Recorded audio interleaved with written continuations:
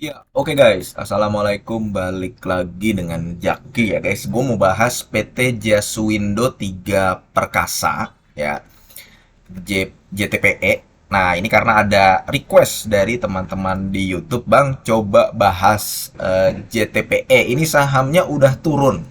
Turunnya memang udah lumayan guys kalau dari setahun terakhir ya. Tadinya sempat ada di angka 200, 300 malah 350, berarti sudah berkurang 30% lebih lah ya. Karena di sepanjang year to date aja ini perusahaan sudah turun sekitar 13% year to date dan dalam 6 bulan terakhir. Kalau dalam 1 bulan sampai 3 bulan terakhir ini sahamnya turun baru 2%. Nah, pertanyaannya adalah apakah ini saham ya sudah layak untuk dibeli di harga sekarang?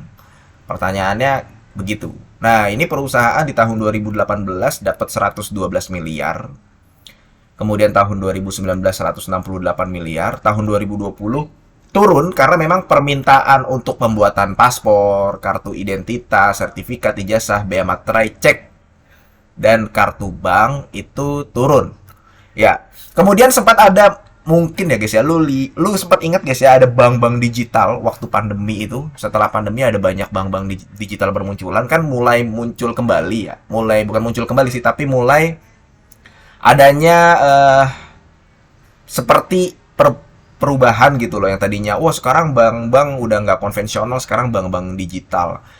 Ya bank-bank digital tetap aja masih pakai kartu, ada yang pakai kartu gitu ya, kartu bank juga ada, kartu ATM gitu ada. Jadi sebenarnya ini secara bisnis, karena ini perusahaan bikin ini guys, bikin ini nih, dia percetakan, ada yang security dan ada yang non security untuk segmennya. Jadi perusahaan bikin ini dan secara bisnis itu menguntungkan. Pelanggan-pelanggannya juga perusahaan-perusahaan gede, perbankan, Bank Mandiri, Telkomsel bikin kartu. Kemudian apa?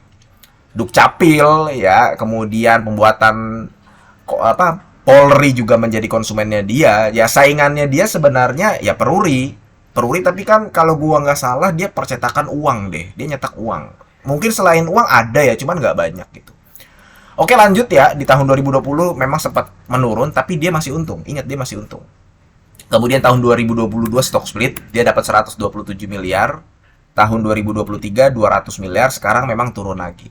Nah, turunnya ini manajemen menyampaikan bahwa karena pelanggan-pelanggan dia tadi ya guys ya, gua sampaikan ada yang instansi-instansi pemerintah juga. Jadi ada terkait anggaran. Kalau misalkan instansi pemerintah itu kan ya berhubungan dengan anggaran-anggaran APBN, anggaran kemudian kapan dikeluarkannya, apakah dananya sudah bisa dicairkan, apakah permintaannya banyak dan sebagainya. Itu nggak segampang kalau butuh tanda tangan sana sini, nggak segampang kalau konsumennya adalah perusahaan swasta gitu loh. Tapi itu juga menunjukkan bahwa perusahaan JTPE ini mendapatkan kepercayaan dari instansi-instansi pemerintah.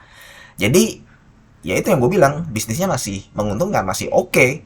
Nah sekarang kan pertanyaannya, apakah ini sahamnya sudah layak dibeli atau enggak gitu kan? Apakah sudah masa sideways-nya, karena memang udah turun lumayan kan? Nah, PBV-nya sekarang 1,70 ya. Kalau di rata-rata dari tahun 2018 sampai tahun 2023, average dari PBV dia itu selalu dihargai di angka 2. Artinya secara PBV dia sudah lebih rendah dari beberapa tahun sebelumnya. Nah, kalau kemudian dari pairnya di angka 11. Sebelumnya di angka 10, 14, 19. Kalau di average ya, pairnya itu ada di angka 14. Sekarang sudah di angka 11. Berarti dia secara pair dan PBV itu sudah lumayan murah dibanding dengan beberapa tahun sebelumnya. Walaupun kalau dibandingkan dengan perusahaan lain mungkin PBV-nya nggak murah-murah banget. Karena ada loh orang yang nggak mau beli saham apabila PBV-nya bukan 0, atau di bawah 1, ada yang seperti itu. Ya nggak apa-apa. Itu screeningnya dia. Nah, kemudian dari pertumbuhan segmen usahanya, baik yang security ya, security nih, security kok sekuritas sih? Security ya, maupun non security, dia juga bertumbuh. Dia juga bertumbuh, guys. Jadi ini data ini ya, guys ya. Data ini pertumbuhannya nih. Ya, pertumbuhan asetnya, pertumbuhan ekuitasnya dia juga bertumbuh. Ekuitasnya terus bertumbuh dengan rata-rata per tahun itu ada di angka 10%. Ekuitasnya terus bertumbuh. Penjualannya juga bertumbuh kalau dibandingkan di tahun 2022 dan di tahun 2021. Ya, di tahun 2020 sempat minus, tapi penjualan bertumbuh dengan rata-rata pertumbuhan 16%. Laba bersihnya juga bertumbuh, kecuali tahun 2020 dengan pertumbuhan ya 2 angka 20% kalau kita lihatnya dari tahun 2019 hingga tahun 2023. Nah, data ini nih guys, data ini menganulir ya, menganulir anggapan atau narasi bahwa oh zaman sekarang itu udah mulai digital semua. Kemudian orang kan ada tuh yang katanya ke ATM nggak menggunakan kartu atau cardless ya. Sekarang udah banyak digital lah. Nah, data ini sedikit ya menganulir bahwa ya sebenarnya perusahaan seperti JTPE ini masih dibutuhkan gitu loh. Mau nggak mau tetap aja orang butuh fisik kan. Dan perusahaan ini juga nggak diem aja, dia juga ekspansi ke equipment digital gitu loh. Jadi ya kita ngomongin data saat ini. Nah, balik lagi ke pertanyaan apakah ini sudah murah? Kalau dilihat dari PER dan PBV, ya sudah murah. Dari potensi dividennya juga sebenarnya guys, apabila perusahaan ini mencatatkan EPS di tahun 2024 ada di angka 23 ya. 23 nih guys. Kemudian dia membagikan dividen payout ratio 50%. Kalau coba kita hitung ya guys ya. Kalau 50%, dia kan berarti membagikan potensi dividen per share adalah ini 50% guys ya. Kemudian dividen per share-nya ada di angka katakanlah di angka 11 ya. Harga saat ini adalah 266 ya, 266.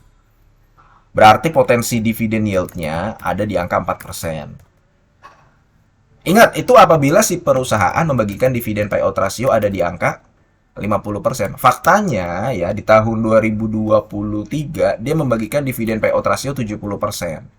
Dan biasanya perusahaan ini besar labanya di kuartal 3 dan kuartal 4. Kayak gitu guys. Yang tadi gue bilang ada juga terkait dengan faktor penggunaan anggaran di beberapa instansi.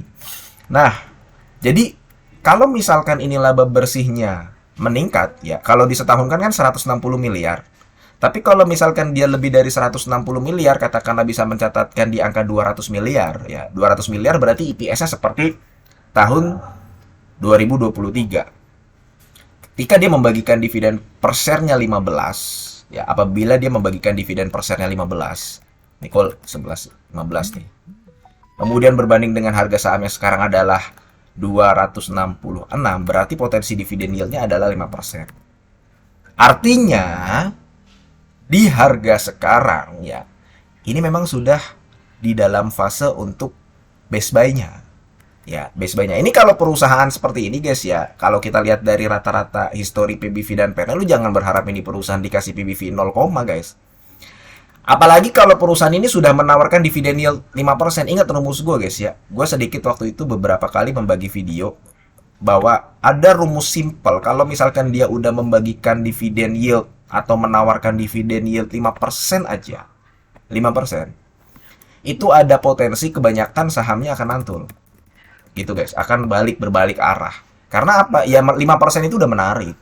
Dan saat ini ada potensi si perusahaan bisa menawarkan dividen yield 5%. Artinya apa? Di harga sekarang, Jaswindo 3 Perkasa ini cukup menarik gitu guys. Oke, mudah-mudahan video ini bermanfaat ya guys. Dan semoga lu sehat selalu sehingga kita bisa bertemu kembali di video-video selanjutnya.